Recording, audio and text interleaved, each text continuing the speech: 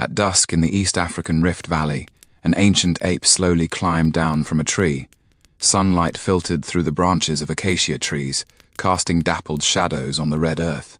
A peculiar sweet and bloody smell permeated the air, the scent of wild fruits that had fallen to the ground and fermented for several days. This ancient ape didn't know that it was about to become the first drunkard in human history. When it picked up that seemingly ordinary yet already rotting fruit, the gears of fate began to turn. The skin of the fruit had become soft, and the sugars inside were quietly transforming under the action of wild yeast.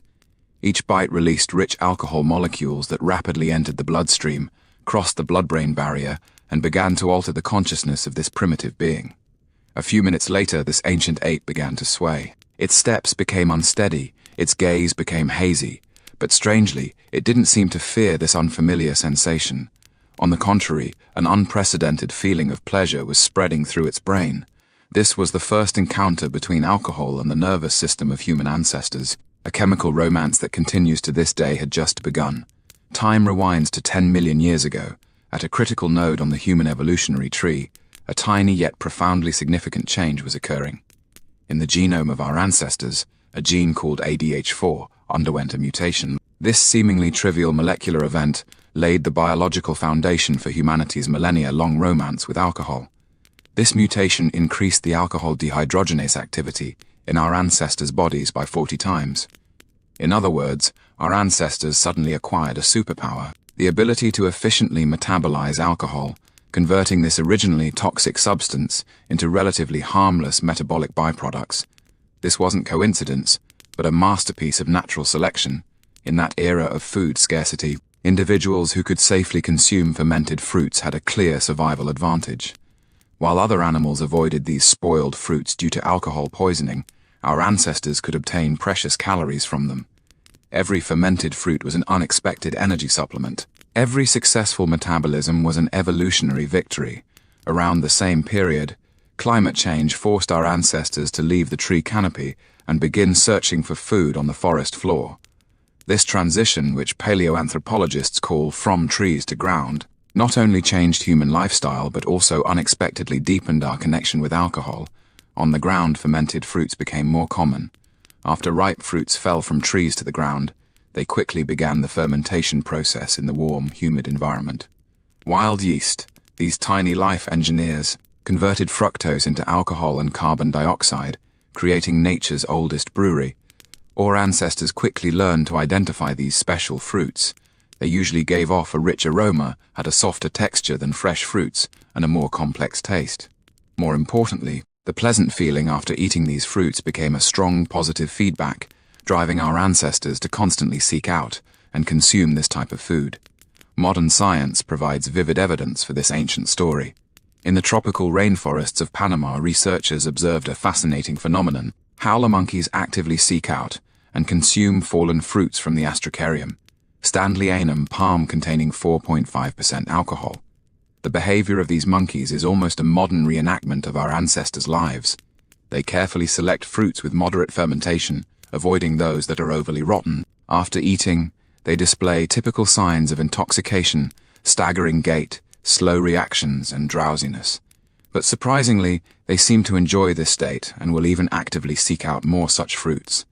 This behavior is not unique among primates. In Africa, chimpanzees consume fermented raffia, palm sap. In Asia, macaques seek out fermented fruits. These observations tell us that the craving for alcohol may be an instinct of primates, and humans have simply taken this instinct to the extreme. When alcohol first entered the brains of our ancestors, it brought not just physiological changes, but a revolution at the level of consciousness. As a psychoactive substance, alcohol can alter the balance of neurotransmitters in the brain, producing euphoria, relaxation, and enhanced social desire. In an era when language had not yet fully developed, this chemically induced alteration of consciousness may have had profound social significance.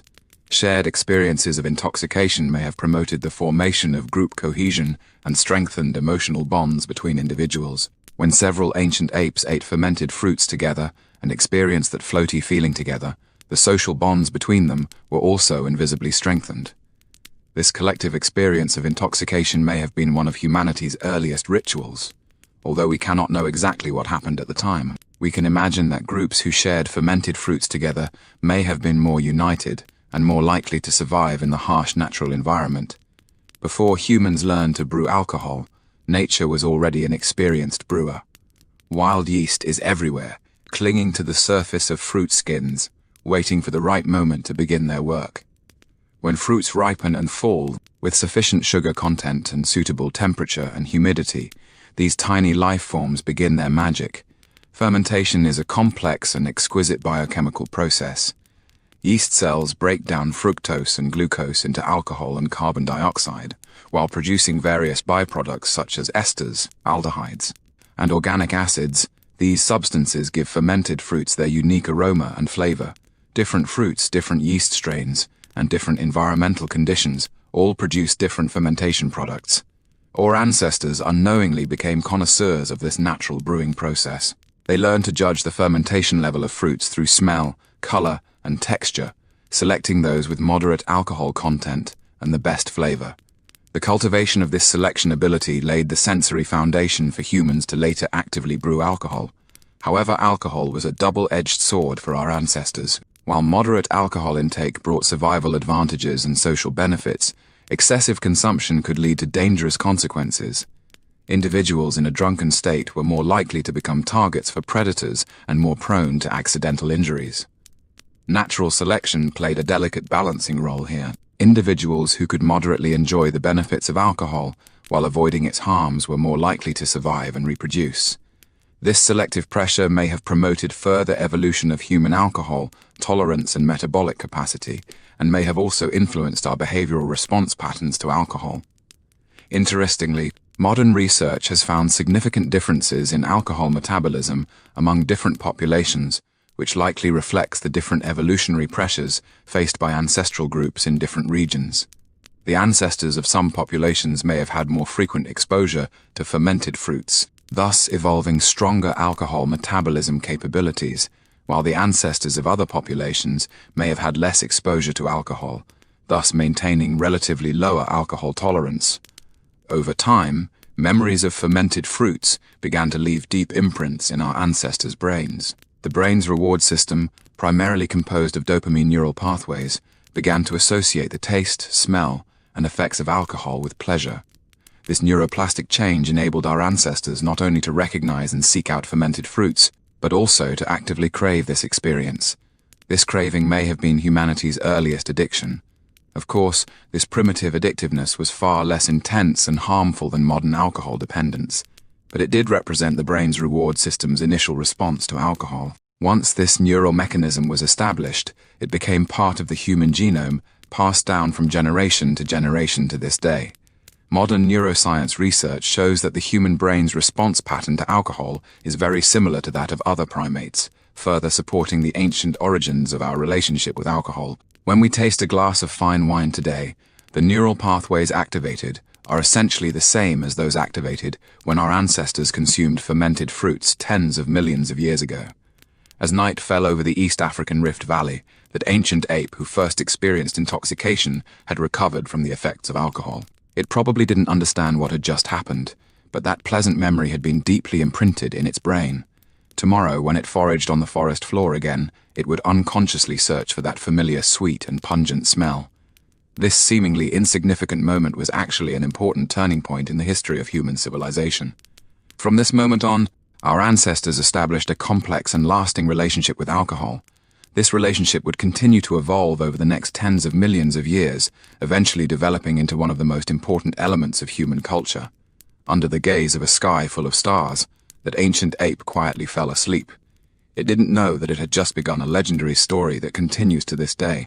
In the distant future, its descendants would learn to cultivate grapes, brew fine wines, hold feasts, and compose poetry.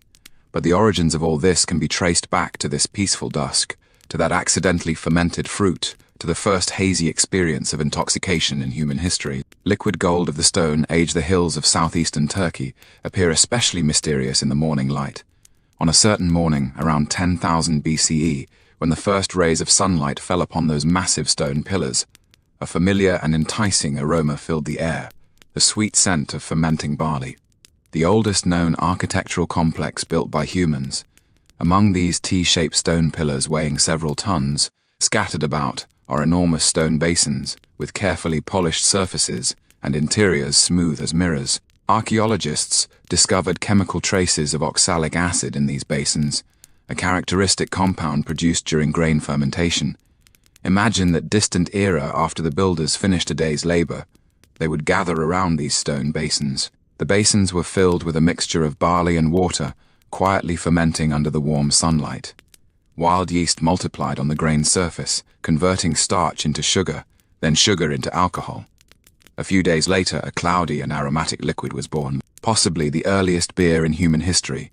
This discovery overturns our traditional understanding of agriculture's origins. For a long time, scholars believed humans cultivated grain to make bread, but the evidence from Göbekli Tepe hints at a more fascinating possibility. Perhaps humans first domesticated grain to brew beer. In that era when food was still scarce, beer was not just a beverage, but a kind of liquid bread. The fermentation process not only produced alcohol, but also retained most of the nutrients in the grain, including protein, B vitamins, and minerals. More importantly, the presence of alcohol gave this beverage natural preservative properties, allowing it to be stored for longer periods without spoiling. The process of making this primitive beer was full of ritual. First, people would soak barley in clean water, allowing the grains to begin sprouting. The enzymes produced during the sprouting process would break down the starch into fermentable sugars. Then, they would dry the sprouted barley in the sun, crush it with stones, and make it into coarse malt powder. Next came the most crucial step, mixing the malt powder with warm water and pouring it into those huge stone basins.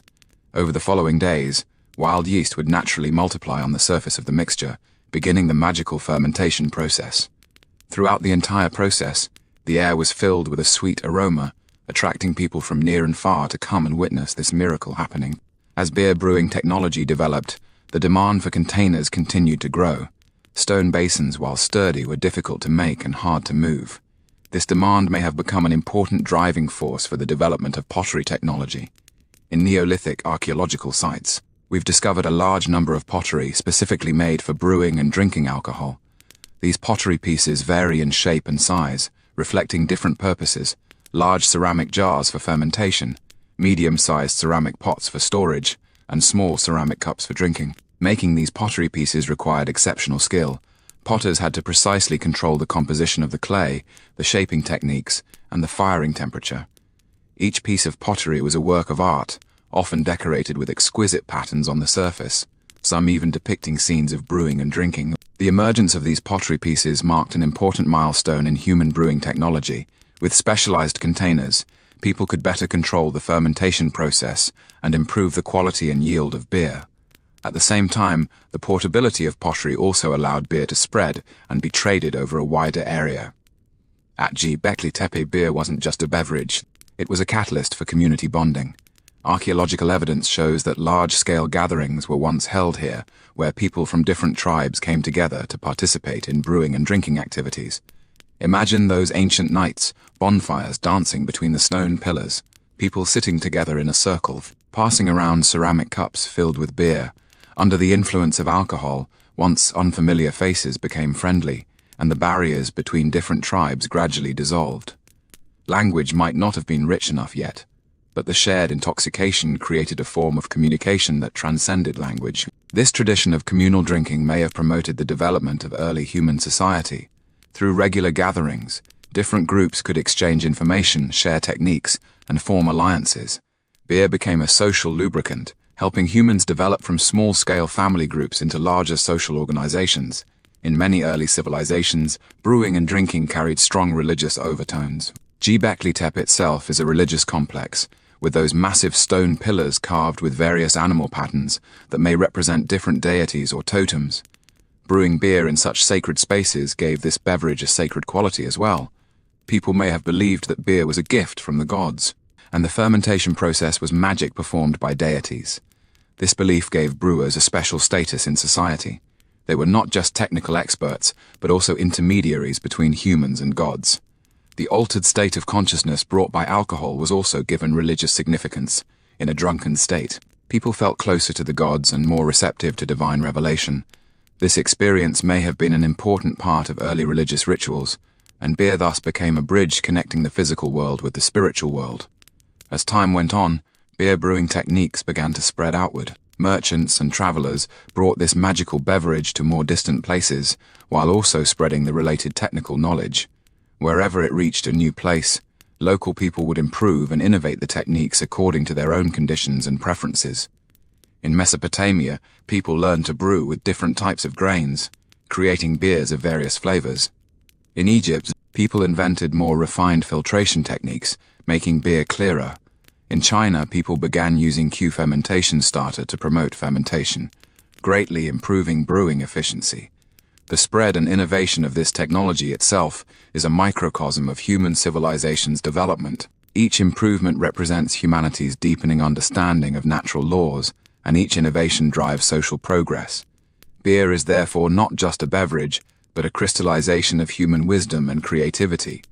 In an era without modern preservation technology, beer brewing was deeply connected to the changing seasons.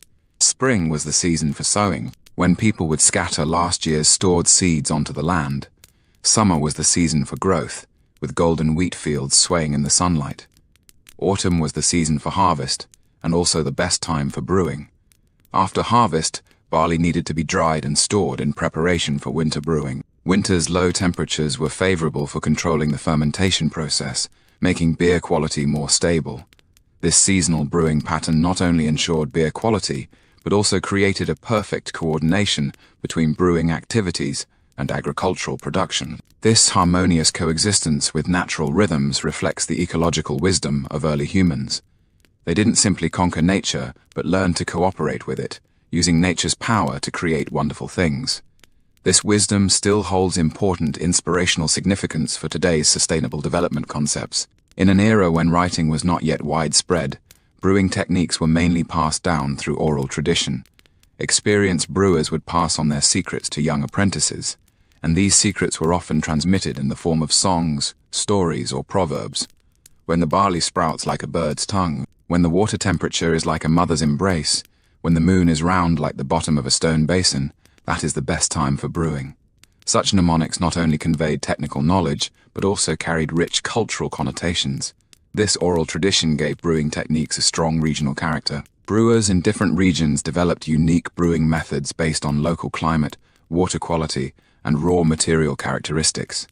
This diversity laid the foundation for the later flourishing of beer culture, when the dawn of the Bronze Age began to illuminate the sky of human civilization. The brewing traditions of the Stone Age did not disappear but continued to develop and evolve. Those brewing techniques born at Göbekli Tepe, after thousands of years of transmission and improvement, eventually developed into various complex and exquisite brewing processes.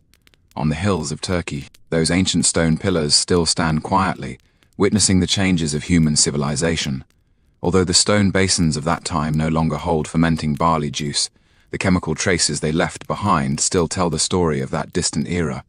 It was an era when humans had just learned to converse with grains, an era when beer stepped from myth into reality, an era when liquid gold began to shimmer and shine.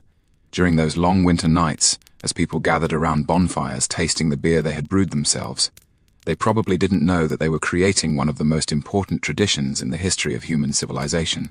The brewers of the Stone Age, with their rough hands and simple wisdom, lit an eternal lamp for human civilization. The light of this lamp would illuminate the millennia to come, guiding humanity forward on the path of the art of brewing. The poetry of fruit and milk aromas on an autumn afternoon in the Armenian highlands. Sunlight filtered through gaps in the grape leaves and scattered across the earth, casting dappled shadows. At the foothills of Mount Ararat, wild grapevines wound their way along rock crevices, clusters of purple fruit swaying gently in the breeze. The altitude and climate conditions here gave rise to the world's oldest grape variety, Vitis vinifera, the most important protagonist in the history of human winemaking. One dusk around 6100 BCE, an ancient forager cautiously walked into the Arini cave. From deep within the cave came waves of sweet, tangy aroma, the enticing scent of naturally fermented grape juice. In a corner of the cave, a massive clay fermentation vessel stood silently, its opening a meter wide and deep enough to fit an adult. This fermentation vessel was no accidental discovery, but the earliest evidence of humans intentionally making wine. Archaeologists found residues of grape seeds, grape skins, and tartaric acid at the bottom of the vessel. These chemical fingerprints clearly tell us, over 6,000 years ago, the people here had already mastered quite sophisticated winemaking techniques. The choice of Eriny Cave was by no means accidental. This natural cave possessed all the conditions of an ideal wine cellar: constant temperature, suitable humidity, good ventilation, and complete darkness. The temperature inside the cave stays between 13–15 degrees Celsius year-round, precisely the optimal temperature range for wine fermentation and aging. Imagine that distant autumn when the grape harvest season arrived. The entire tribe would participate in the picking. The men were responsible for climbing up high to pick the best clusters, while the women sorted and washed grapes at the cave entrance. Children played nearby, occasionally sneaking a few sweet grapes. After the harvest is complete, the most sacred ritual begins. People take off their shoes and tread on the grapes with their washed bare feet. This ancient treading method not only effectively presses out the grape juice, but also avoids crushing the grape seeds, preventing excessive release of tannins that would affect the wine's taste. As the treading continues, purple-red grape juice begins to flow, and the air fills with a rich fruity aroma. In that era, without cultivated yeast, wine fermentation relied entirely on wild yeast attached to the grape skin surface. These tiny life forms had already settled on the fruit skin during the grape ripening process, waiting for the right moment to begin their work. When the grapes are pressed, the skin breaks, the grape juice comes into contact with the yeast, and the fermentation process naturally begins. In the first few hours, the yeast starts to multiply rapidly, consuming the oxygen in the grape juice. Then the anaerobic fermentation stage begins, where the yeast converts the sugar in the grape juice into alcohol and carbon dioxide. This process is full of mystery. The liquid in the fermentation tank starts to bubble, making a slight hissing sound, as if softly chanting ancient incantations.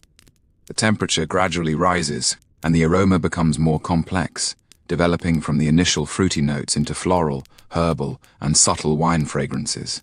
The climate of the Armenian highlands provides exceptional conditions for winemaking. The hot, dry summers here favor grape ripening and sugar accumulation. The cool autumns offer ideal temperature conditions for the fermentation process.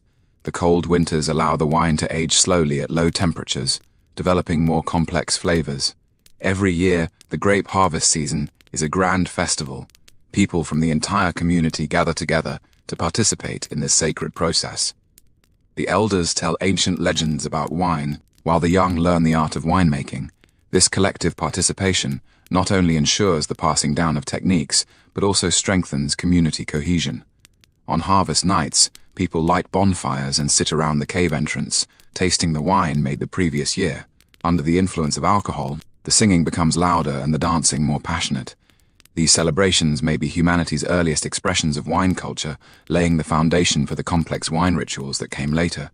Meanwhile, on the distant Eurasian steppes, nomadic peoples were creating another ancient fermented beverage, kumis. This unique drink comes not from the fruit of plants, but from animal milk, representing another important branch of human brewing technology. The process of making kumis is filled with the poetry of the grasslands.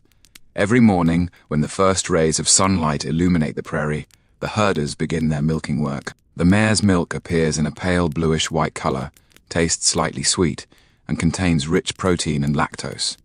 Fresh mare's milk is poured into specially made leather bags, which are usually crafted from horse or sheep hide, with smooth inner walls and good sealing. Next comes the most crucial step, churning.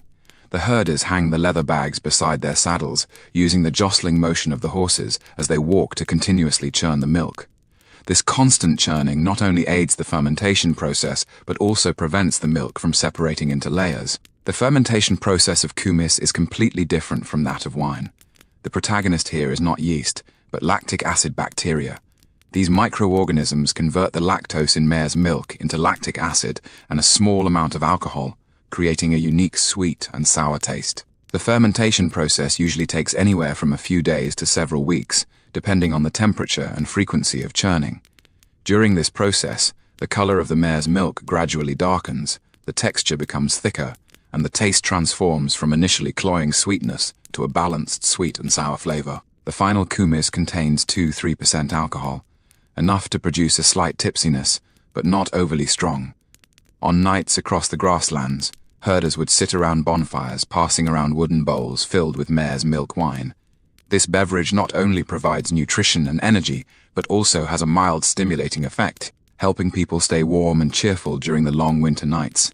From the caves of Armenia to the grasslands of Mongolia, different geographical environments have nurtured different fermentation cultures. This diversity reflects humanity's remarkable ability to adapt to environments and showcases the infinite possibilities of fermentation technology. In temperate regions, people mainly used fruits and grains for fermentation, creating plant-based alcoholic beverages, such as wine and beer. In frigid regions, due to the relative scarcity of plant resources, people relied more on animal products, developing animal-based fermented beverages such as mare's milk wine and reindeer milk wine. This geographical distribution not only influenced the choice of brewing ingredients, but also affected the direction of brewing technology development. Brewing techniques in temperate regions focused more on precise control of the fermentation process, pursuing complex flavor profiles, while brewing techniques in frigid regions emphasized practicality and portability, adapting to the needs of nomadic life. As fermentation technology developed, people's requirements for containers also continued to increase. The earliest fermentation containers may have been simple animal skin pouches or hollowed-out wood, but as technology advanced, specialized fermentation vessels began to appear. The large ceramic jars discovered in Arni Cave represent the highest level of pottery-making technology at that time. These jars not only had enormous capacity, but were also finely crafted, with smooth inner walls and good sealing. The design of the jar openings allowed carbon dioxide to escape while preventing outside air from entering, creating an ideal anaerobic environment for fermentation. The leather pouches on the grasslands embodied the wisdom of nomadic peoples. These pouches were lightweight and durable, able to move along with the herders' migrations. The material of the pouches themselves also affected the fermentation process. Certain components in animal hide might react with the milk, producing unique flavors. In ancient societies, the fermentation process was often imbued with a mysterious aura. People couldn't understand why grape juice would automatically turn into wine, or why mare's milk would become sour and mellow. So they attributed these phenomena to the power of deities. In Armenian legend, wine was a gift bestowed upon humanity by the gods. According to the legend, the gods scattered grape seeds across the earth and taught humans the art of winemaking. Whenever people tasted wine, they could feel the blessings of the divine. Similar legends exist on the Mongolian grasslands. It is said that mare's milk wine was a sacred drink bestowed upon the nomadic peoples by Tengri, the eternal sky capable of bringing strength and wisdom to people. During important ceremonies, shamans would use mare's milk wine to communicate between heaven and earth, praying for the protection of the spirits. As fermentation techniques matured, various alcoholic beverages began to become important trade commodities. Wine was highly popular due to its unique flavor and relatively high alcohol content, becoming an important component of early trade networks. Merchants would transport Armenian wine to Mesopotamia, Egypt, and other places, exchanging it for gold, spices, and other precious goods. This trade not only promoted economic development, but also facilitated cultural exchange between different civilizations. Although kumis wasn't as suitable for long-distance transport as wine, it served as an important social medium in the steppe regions. Gatherings and negotiations between different tribes often involved kumis, making it an important tool of steppe diplomacy. In that era without written records, brewing techniques were mainly passed down through master-apprentice relationships. Experienced brewers would pass on their secrets to the next generation, and these secrets often contained profound observations of nature and practical wisdom. When the grape's color is like stars in the night sky, when the fruit's sweetness is like a first love's kiss, that is the best time to harvest. Such sayings not only conveyed technical knowledge, but also carried rich cultural significance. On the steppes, the craft of making kumis was similarly passed down through oral tradition and hands-on teaching. Old herders would teach young people how to select the best mares, how to master the rhythm of stirring, and how to judge the degree of fermentation. These skills were closely connected to steppe life, becoming an inseparable part of nomadic culture. Whether it is grape wine or mare's milk wine, their creation is inseparable from nature's gifts. The sunlight, soil, and climate of the Armenian highlands provide ideal conditions for grape cultivation. The pastures and clear springs of the Mongolian steppes ensure the healthy growth of horses. The role humans play in this process is more like nature's partner rather than its conqueror. They learn to observe nature's patterns, follow nature's rhythms, and harness nature's power to create wonderful things. This wisdom of living in harmony with nature still holds important inspirational significance today. When night falls over Mount Ararat, the fermentation vessels in the caves continue their quiet work. Wild yeast carries on its magic, transforming grape juice into nectar of the gods. On the distant steppes, mare's milk in leather pouches is also slowly fermenting, waiting to become the sacred drink that nourishes the nomadic peoples. These ancient fermentation processes have witnessed the development of human civilization and herald an even more glorious future. The poetry of fruit fragrance and milk aroma will continue to flow through the long river of human history, adding endless beauty to our lives. The sacred malt wort by the Nile on a certain dawn in 2600 BCE. As the first rays of sunlight illuminated the Giza Plateau, thousands of workers had already begun their day's labor. Between those massive limestone blocks, on the roads leading to the construction site of the Great Pyramid of Khufu, teams of porters were carefully transporting precious cargo, not gold, not gems, but jars upon jars of beer emanating the fragrance of wheat. This beer was not merely a thirst-quenching beverage, but also the workers' liquid wages. According to ancient Egyptian records, each worker participating in the pyramid's construction could be allocated approximately 4 liters of beer per Dalton Y, equivalent to 1/3 of their daily caloric needs. In that era of relative food scarcity, beer not only provided essential nutrition, but also became an important motivation driving the workers to toil diligently. Imagine that sweltering afternoon, when the sun hung high above the Nile and the desert heat waves made the air itself tremble. Workers would gather in the shadow of the pyramid, passing around ceramic beer cups. That amber liquid sparkled in the sunlight, carrying a faint sweetness and a slight sourness. As the first sip of beer went down, their exhausted bodies immediately felt the infusion of coolness and vitality. Deep within the Karnak Temple of Thebes, hidden away was ancient Egypt's most sacred brewing workshop. This was no ordinary commercial brewery, but a holy place dedicated to brewing sacrificial wine for the gods. Tall stone pillars supported the heavy roof, and the walls were covered with exquisite murals depicting the brewing process, every detail revealing the ancient Egyptians' devotion and reverence for this craft. In the center of the workshop stood a row of massive ceramic fermentation vats, each as tall as an adult, capable of holding hundreds of liters of wort. These fermentation vats were not placed randomly, but arranged according to strict religious rituals, facing specific directions to ensure they could receive the blessings of the gods. The priests in charge of brewing wore pure white linen robes and headdresses symbolizing wisdom. Their every movement was filled with ritual significance, from selecting the barley to the final jarring and sealing. Each step was accompanied by specific prayers and incantations. These priests were not only skilled brewers, but also intermediaries between humans and gods. They believed that only through devout rituals could truly sacred beer be brewed. In the mythological system of ancient Egypt, beer was considered a gift from the goddess Hathor. Hathor is the goddess of love, music, dance, and intoxication. She is usually depicted as a beautiful woman with cow horns on her head, symbolizing fertility and motherhood. In the murals of many temples, we can see scenes of the goddess Hathor personally participating in the brewing process, stirring the wort with her sacred hands and blessing the fermentation process with her sweet singing. During the annual festival of Hathor, all of Egypt would be immersed in a festive atmosphere. People would gather in front of temples to drink sacred wine specially brewed for the goddess. This sacred wine was usually stronger than ordinary beer, containing higher alcohol content, capable of quickly bringing people into a state of intoxication.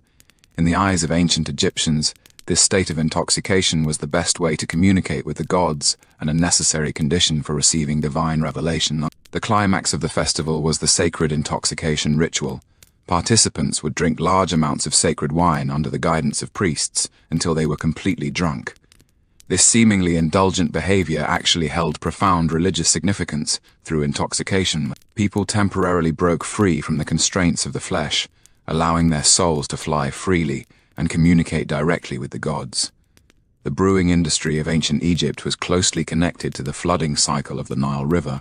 Every summer, when the Nile's water level rose and fertile silt covered the land on both banks, a new agricultural cycle would begin. Farmers would sow barley and wheat on the land after the water receded, and these grains would thrive in the following months. By harvest season, the entire Nile Valley was filled with the fragrance of grain. The harvested barley would be transported to various brewing workshops, starting a New Year's brewing cycle. This perfect synchronization with natural rhythms gave ancient Egyptian beer its unique seasonal characteristics. Spring beer was light and refreshing. Summer beer was rich and mellow, and autumn beer carried the sweetness of harvest. In villages along the Nile, people would judge the best time for brewing based on the color and flow rate of the river water. When the river water showed a specific green color, it indicated that the mineral content in the water had reached an ideal state, and beer brewed at this time would have the best taste and nutritional value.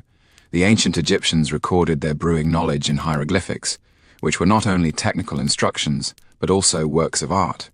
In the murals of many tombs we can see detailed descriptions of the brewing process. Workers treading barley, stirring the wort, monitoring fermentation, and storing in jars. Each step was annotated with exquisite hieroglyphics forming the world's earliest brewing technical manual. These hieroglyphics reveal the complexity of ancient Egyptian brewing techniques. They not only mastered the basic principles of fermentation, but also invented many ingenious technical details. For example, they would add dates to the wort to increase sweetness, add spices to improve the taste, and use different yeast strains to control the fermentation speed. Most amazingly, the ancient Egyptians had already recognized the important influence of temperature on the fermentation process.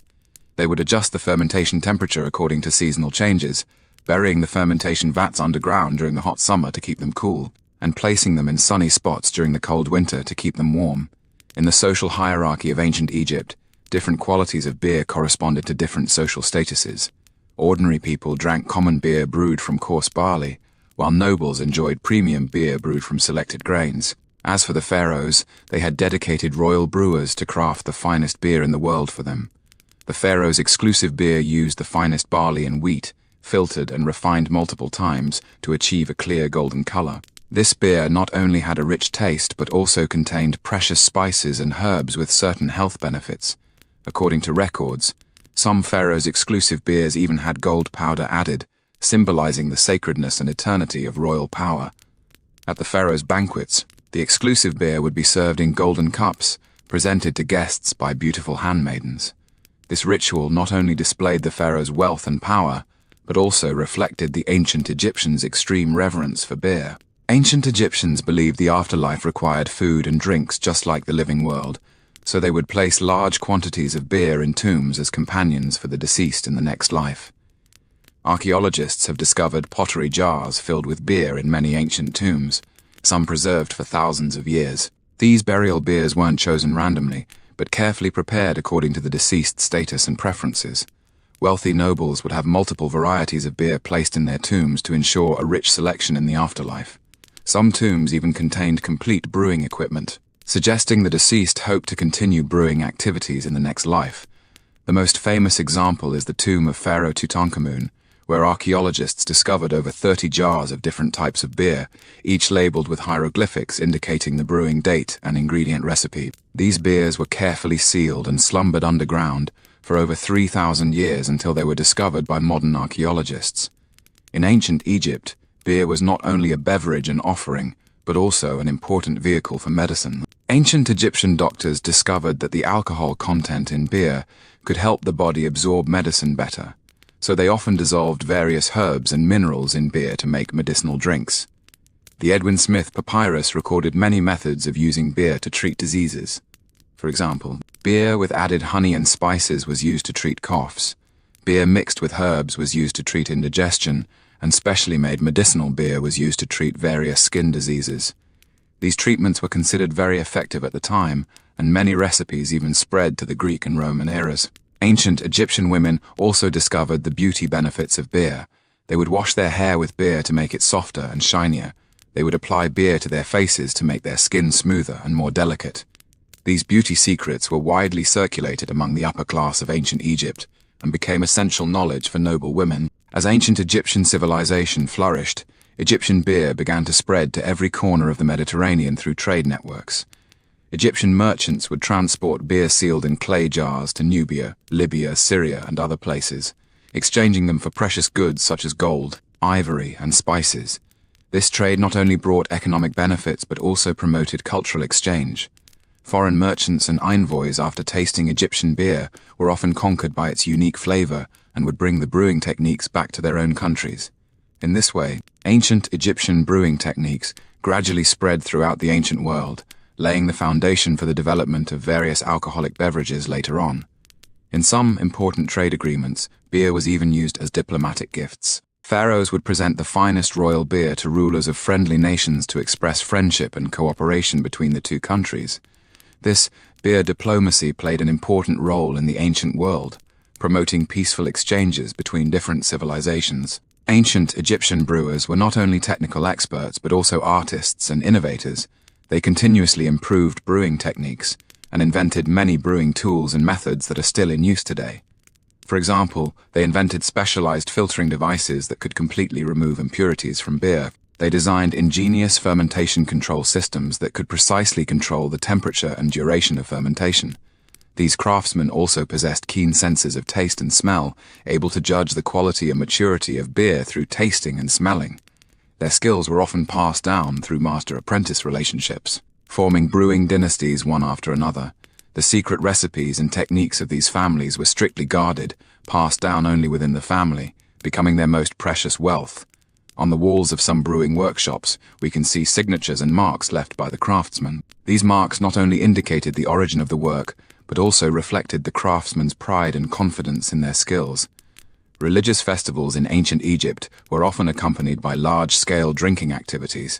During these festivals, the usually strict social hierarchy would temporarily relax, and people could freely drink and revel, expressing their inner joy and devotion. The grandest celebration was the annual festival of drunkenness, a festival specifically celebrating the sacred union of the goddess Hathor and beer. During the festival, temples would distribute beer to the public for free, and the entire city would be immersed in a joyful atmosphere. People would wear their most beautiful clothes, put on flower garlands, and sing and dance in the streets and alleys. This collective drunken experience was believed to have a soul-purifying effect. Through shared intoxication, people temporarily forgot the troubles of daily life and differences in social status, experiencing a primitive equality and freedom. This experience was regarded by ancient Egyptians as a grace bestowed by the gods, an important path to spiritual liberation. As night falls over the Nile Valley, the ancient brewery remains brightly lit. The priests continue their sacred work, preparing fresh beer for tomorrow's rituals. The wort in the fermentation vats bubbles gently under the moonlight, releasing an enticing aroma. In the shadow of the pyramids, weary workers have finished their day's labor. They sit around the bonfire, sharing their daily beer rations. The amber liquid gleams in the firelight, bringing them warmth and comfort. Tomorrow they will continue building this eternal monument, and beer will continue to provide them with strength and motivation.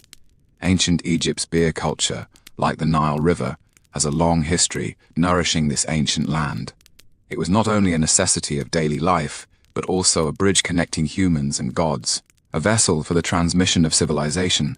In that sacred wort, we see the ancient Egyptians' love for life, reverence for the gods, and pursuit of craftsmanship. This tradition will continue to be passed down, transcending the boundaries of time and space, shining forever in the long river of human civilization. As night falls once again over the Nile Valley, the ancient brewery still echoes with the malt fragrance from 1,000 years ago. Starting from those sacred fermentation vats, humanity's brewing skills, like the waters of the Nile, have slowly flowed through the long river of history, nourishing generation after generation of civilization. The priests of ancient Egypt perhaps never imagined that the sacred malt brew they crafted under the blessing of the goddess Hathor would become a crucial cornerstone of humanity's entire brewing culture. Those brewing secrets carved in hieroglyphics, those funerary beers buried in pyramids, those fermentation wisdoms passed along trade routes, all silently speak an eternal truth. Fermentation is humanity's oldest and most mysterious collaboration with nature, from the banks of the Nile to the Mediterranean coast. From ancient temples to medieval monasteries, from the steam engines of the Industrial Revolution to modern precision fermentation tanks, brewing techniques have continuously evolved through inheritance while maintaining their essence through innovation. Every drop of liquor carries the wisdom of ancestors. Every fermentation witnesses the pulse of civilization. That sip of amber beer the ancient Egyptian workers tasted during breaks from building the pyramids is essentially no different from the glass we raise today in modern bars. They both carry the same expectation. Finding a moment of tranquility in busy lives experiencing sacred moments in ordinary days and feeling collective warmth in individual solitude. Fermentation has taught us patience. Just as the priests of ancient Egypt quietly waited for the wort to slowly transform in sacred vessels, the most beautiful things often require the settling of time. In this fast-paced modern world, fermentation reminds us that some processes cannot be accelerated, and some beauty must bloom in waiting. Fermentation has also taught us humility. Those microorganisms invisible to the naked eye, those yeasts that the ancients called gifts from the gods, silently complete the most miraculous transformation work. They seek no reward, desire no fame or fortune, simply following the laws of nature, converting sugar into alcohol, transforming the ordinary into the magical tonight. As we close the pages of this book on the history of fermentation, fermentation vessels around the world continue to carry out the same ancient and mysterious process. In the Champagne region of France, grape juice is slowly transforming into sparkling wine. In Scottish whiskey distilleries, barley wort is quietly aging in oak barrels. In Chinese Huangju workshops, glutinous rice is undergoing wondrous changes under the action of traditional jukur. These fermentation processes, like the heartbeat of the earth, never cease. They connect the past with the future, tradition with innovation, different cultures and peoples. In the world of fermentation, there are no borders, no language barriers, only a shared longing for a better life. Let us raise the glasses in our hands to pay tribute to those brewers who have silently devoted themselves throughout the long river of history, to pay tribute to the fermentation wisdom passed down for thousands of years, to pay tribute to those microorganisms working silently in the darkness. May this ancient art of fermentation continue to be passed down in human civilization. May every fermentation bring new surprises. May every drop of wine carry love and hope. In this ever-changing world, fermentation reminds us. Some things are eternal, some beauty is worth waiting for, some traditions need to be cherished. When the night is deep and quiet, when you savor a glass of fine wine alone, please remember, what you are tasting is not just the wine, but the essence of 10,000 years of human civilization, the crystallization of countless generations' wisdom, a gift from time itself. Let us find our own peaceful moments in this eternal poem of fermentation, and slowly drift into sleep amidst the fragrance of malt and wine.